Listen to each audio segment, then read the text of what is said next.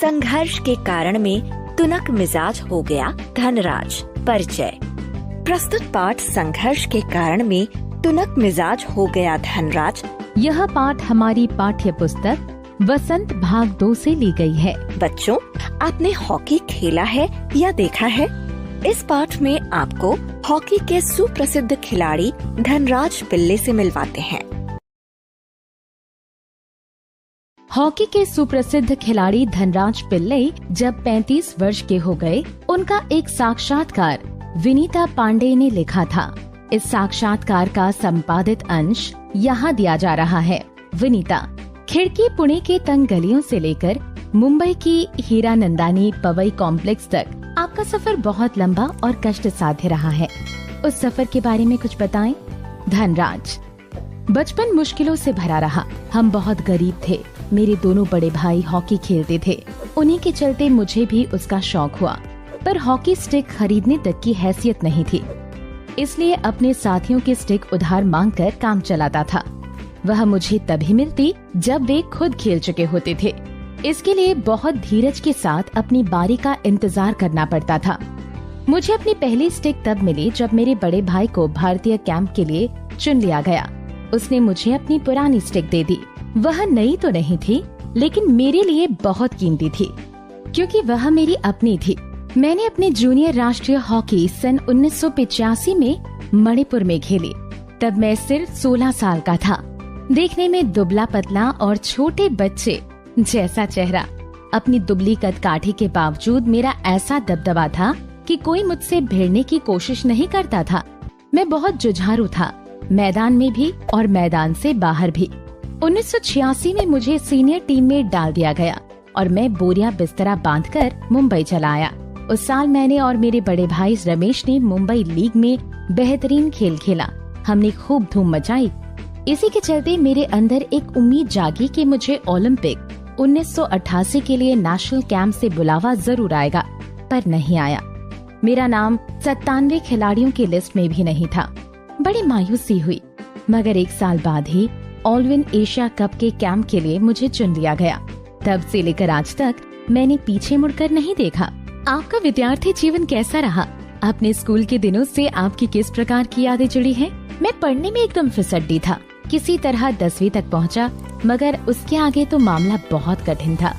एक बात कहूँ, अगर मैं हॉकी खिलाड़ी ना होता तो शायद एक चपरासी की नौकरी भी मुझे न मिलती। आज मैं बैचलर ऑफ साइंस या आर्ट्स भले ही ना हूँ, पर गर्व से कह सकता हूँ कि मैं बैचलर ऑफ हॉकी हूँ। और मेरी शादी के लिए आप मुझे मास्टर ऑफ हॉकी कह सकते हैं। आप इतने तुनक मिजाज क्यों हैं? कभी कभी आप आक्रामक भी हो जाते हैं। इस बात का संबंध मेरे बचपन से जुड़ा हुआ है। मैं हमेशा से ही अपने आप को बहुत असुरक्षित महसूस करता रहा। मैंने अपनी माँ को देखा है कि उन्हें हमारे पालन पोषण में कितना संघर्ष करना पड़ा है। मेरी तुनक मिजाजी के पीछे कई वजह है, लेकिन मैं बिना लाग लपेट वाला आदमी हूँ। मन में जो आता है सीधे सीधे कह डालता हूँ और बात को कई बार पछताना भी पड़ता है। मुझसे अपना गुस्सा रोका ही नहीं जाता। दूसरे लोगों को भी मुझे उकसाने में मजा आता है। मुझे जिंदगी में हर छोटी बड़ी चीज के लिए जूझना पड़ा, जिससे मैं चिड़चिड़ा हो गया हूँ। साथ ही साथ मैं बहुत भावुक इंसान भी हूँ। मैं किसी को तकलीफ में नहीं देख सकता। मैं अपने दोस्तों और अपने परिवार की बहुत कद्र करता हूँ। मुझे अपनी गलतियों के लिए माफी मांगने में कोई शर्म महसूस नहीं होती। सबसे अधिक प्रेरणा मुझे अपनी माँ से मिली।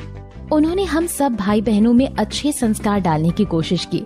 मैं उनके सबसे नजदीक हूँ।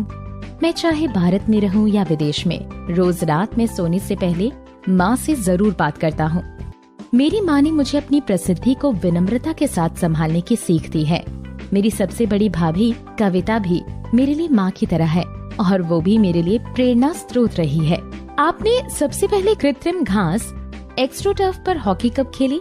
मैंने सबसे पहले कृत्रिम घास तब देखी जब राष्ट्रीय खेलों यानी नेशनल्स में भाग लेने 1988 में नई दिल्ली आया। मुझे याद है कि किस तरह सोमैया और जोकोविच कारवालो मुझे एक कोने में ले जाकर कृत्रिम घास पर खेलने के गुर बता रहे थे, और जब वे बताने में लगे हुए थे, मैं झुक झुक कर उस मैदान को छू रहा था।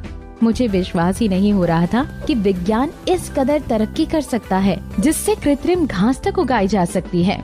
हर युवक का यह सपना होता है कि उसके पास एक कार हो।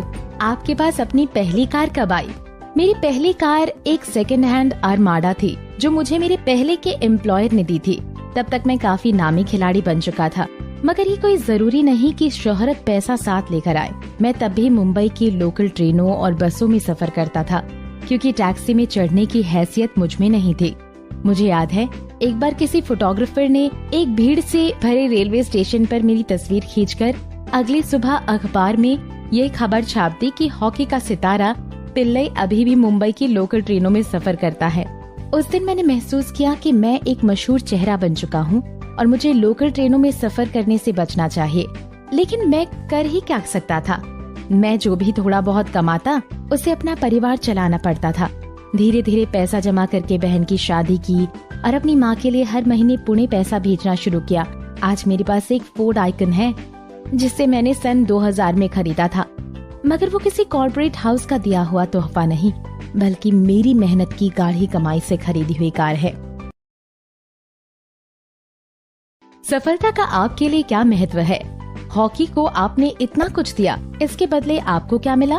कुछ रुपए इनाम में मिले थे, मगर आज खिलाड़ियों को जितना मिलता है उसके मुकाबले में पहले कुछ नहीं मिलता था।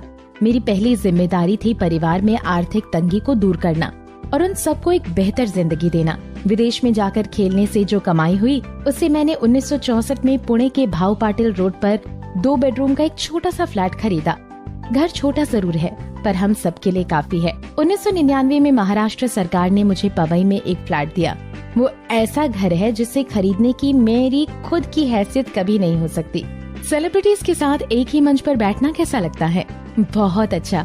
जब हम राष्ट्रपति से मिले तब ये महसूस हुआ कि हम कितने खास हैं। हॉकी ही है जिसके चलते हर जगह प्रतिष्ठा मिली।